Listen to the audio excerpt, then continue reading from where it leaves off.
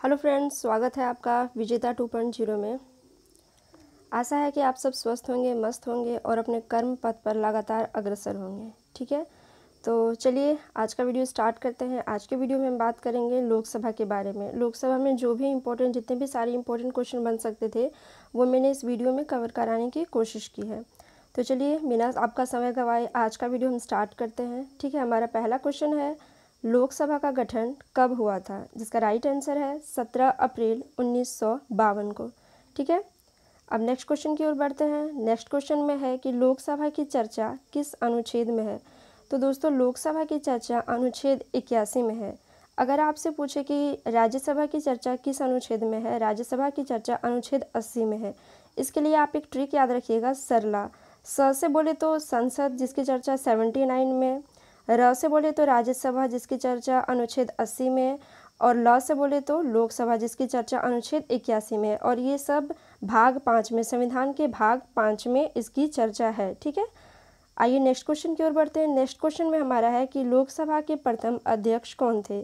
तो दोस्तों, लोकसभा के प्रथम अध्यक्ष जीवी मावलंकर यानी गणेश वासुदेव मावलंकर जी थे। इनका कार्यकाल की अगर हम बात करते हैं तो इनका कार्यकाल 15 मई 1952 से 27 फरवरी 1956 तक था और ये हमारे लोकसभा के प्रथम अध्यक्ष थे। आइए नेक्स्ट क्वेश्चन बढ़ते हैं। नेक्स्ट क्वेश्चन में हमारा है कि लोकसभा की प्रथम महिला अध्यक्ष कौन थी? तो दोस्तों, लोकसभा की प्रथम महिला अध्यक्ष जो थी ये मीरा कुमार थी।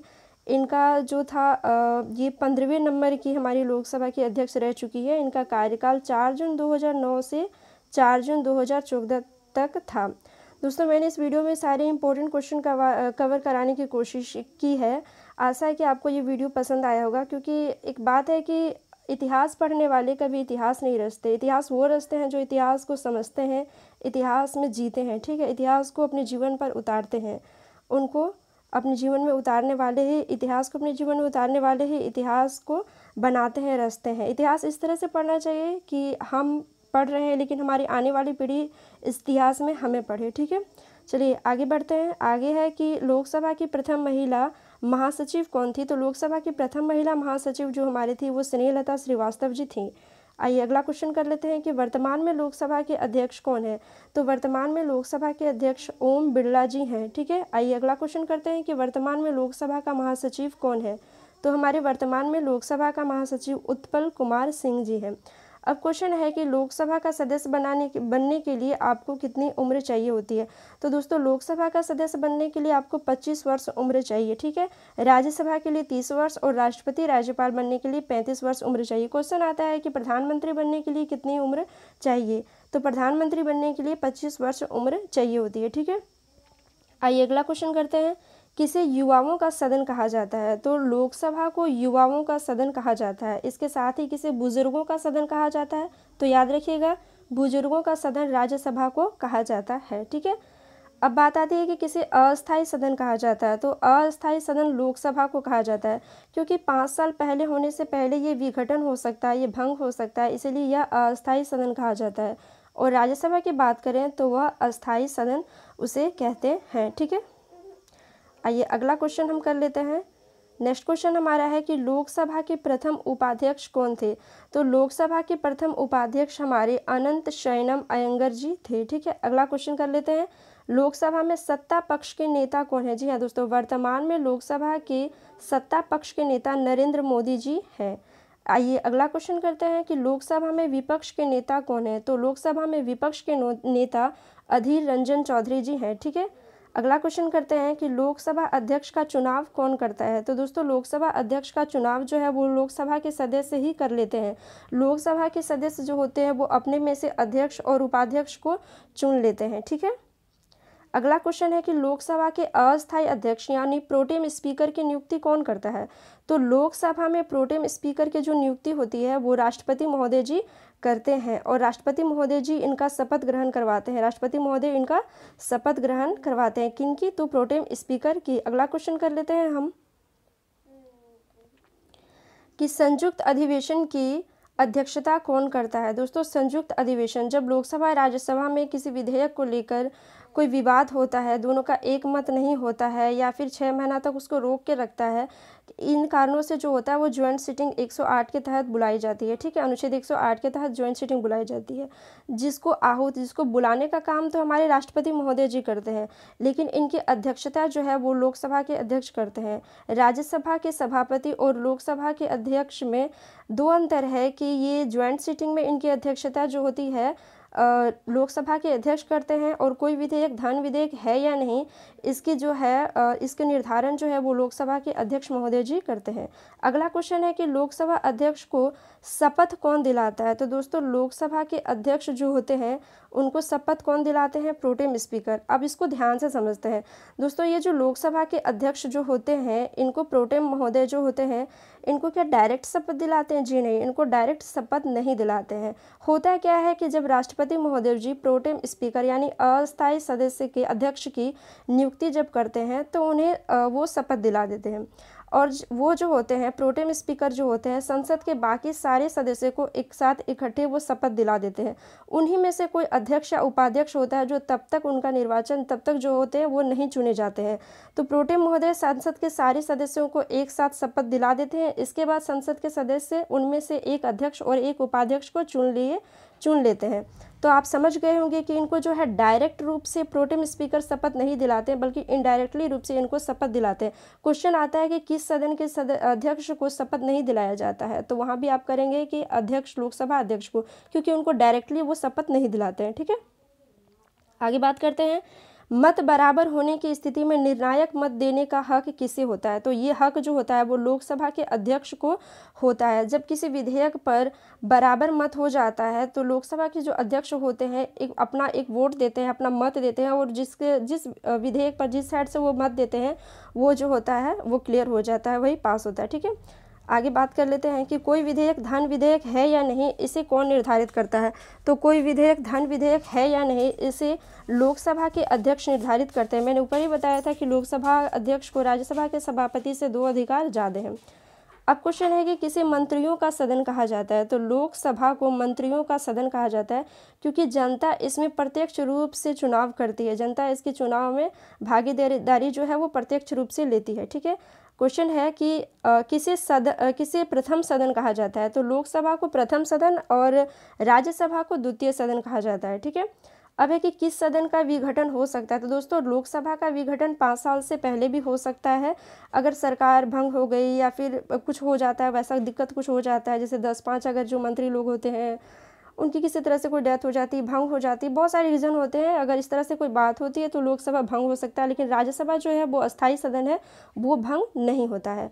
आगे हम क्वेश्चन कर लेते हैं। आगे क्वेश्चन है कि संसद के दोनों सदनों में संयुक्त अधिवेशन यानी ज्वाइंट मीटिंग को बुलाता कौन है? तो दोस्तों ये राष्ट्रपति महोदय जी हमारे संसद के दोनों सदनों में संयुक्त अधिवेशन को बुलाते हैं। ठीक है, अब है कि लोकसभा में विपक्ष के किसी दल का नेता के रूप में मान्यता किसके द्वारा दी जाती है? तो लोकसभा में विपक्ष के किसी दल का नेता के रूप में लोकसभा अध्यक्ष के द्वारा मान्यता दी जाती है। क्वेश्चन है, नेक्स्ट क्वेश्चन है कि लोकसभा के पिता या जनक के रूप में कौन जाने जाते हैं? तो जी हाँ दोस्तों, लोकसभा के पिता के रूप में जीवी मावलंकर, गणेश वासुदेव मावलंकर जी जाने जाते हैं। अगला क्वेश्चन है, प्रथम स्पीकर जिसके खिलाफ, जी हाँ दोस्तों, जिसके खिलाफ लोकसभा में अविश्वास प्रस्ताव लाया गया था वह कौन थे? तो वो हमारे गणेश वासुदेव मावलंकर जी ही थे जिनके खिलाफ के अविश्वास प्रस्ताव लाया गया था। नेक्स्ट क्वेश्चन करते हैं कि भारत के किस राष्ट्रपति ने पूर्व में लोकसभा अध्यक्ष का पद भी संभाला था? पूर्व का मतलब है कि वो राष्ट्रपति बनने से पहले लोकसभा के अध्यक्ष भी रह चुके थे, तो वो हमारे नीलम संजीव रेड्डी जी हो जाते हैं, जिन्होंने 2 बार, चौथी और छठी बार लोकसभा के अध्यक्ष के रूप में अपना पदभार जो है वो संभाला था। अगला क्वेश्चन कर लेते हैं, भारतीय संसद की लोक लेखा समिति के अध्यक्ष को कौन मनोनीत करता है? तो लोक लेखा समिति के अध्यक्ष को जो है वो हमारे लोकसभा अध्यक्ष मनोनीत करते हैं। लोक लेखा समिति की बात कर लेते हैं हम, तो उसमें कुल 22 सदस्य होते हैं। यह जानना इंपॉर्टेंट है, एग्जाम में ऐसे क्वेश्चन आते हैं, जिसमें से 15 लोकसभा के और जो 7 होते हैं वो राज्यसभा के सदस्य होते हैं। ठीक है, अगला क्वेश्चन कर लेते हैं। अगला क्वेश्चन आपका है कि लोकसभा में अधिकतम सीटों की संख्या कितनी होती है? तो लोकसभा में अधिकतम सीटों की जो संख्या होती है वो 552 होती है, और लोकसभा में वर्तमान सीटों की संख्या कितनी होती है, तो वर्तमान सीटों की संख्या जो है वो 545 है। अब आप यहाँ पे ध्यान से समझें कि ये 552 और 545 का क्या जोड़ है। ठीक है दोस्तों, जब हमारा संविधान बन रहा था, जब भारत आज़ाद हुआ था 1947 में, तो 1948 में जो पाकिस्तान ने है कुल कश्मीर का 30% भाग जो है वो कब्जा कर लिया था। ठीक है, तो उस समय तो हमारा संविधान बना नहीं था पूर्ण रूप से, वो बन ही रहा था। तो उसमें से 552 जो सीटें थी, 5 सीटें जो कश्मीर से आनी थी, वो 5 सीटें तो अब पाकिस्तान वालों ने, पीओके वालों ने उस पर कब्जा कर लिया था। तो ये विरोध दिखाने के लिए कि हमारा वो 5 सीट अभी भी है, संसद में खाली रखा जाता है कि कोई ऐसा प्रधानमंत्री, कोई ऐसा मंत्री आएगा जो पाकिस्तान से उस 5 सीट को लेकर आएगा। ठीक है, तो ये विरोध दिखाने के लिए हम रखते हैं। तो 552 कुल सीटें हैं, लेकिन वर्तमान में 545 है। समझ में आ गया होगा कि जो सीट खाली है वो माफ़ कीजिएगा, वो पाक अधिकृत मतलब जो जम्मू कश्मीर का ही जो भाग था वो खाली है। ठीक है, अभी यहाँ बात कर रहे थे, अब समझ में आया होगा कि आपको ये 2 सीटें 545 552, तो 2 सीटें क्या होते हैं। तो दोस्तों 2 सीटें जो होती है वो लोकसभा में राष्ट्रपति के द्वारा पहले आंग्ल इंडियन जो होते थे उनको मनोनीत किया जाता था, 2 सीटें।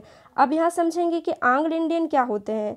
ठीक है, तो दोस्तों जब भारत गुलाम रह चुका था तो बहुत सारे यूरोपवासी यहाँ पे आते थे, वो शादी ब्याह करते थे, उनकी फैमिली हुआ करती थी। ठीक है, लेकिन जब भारत आज़ाद हो गया तो 1947 के बाद वो जो सारे लोग थे जो यूरोपवासी थे, वो अपनी फैमिली को छोड़ के, अपनी पत्नी बीवी बच्चे को छोड़कर वो चले गए थे।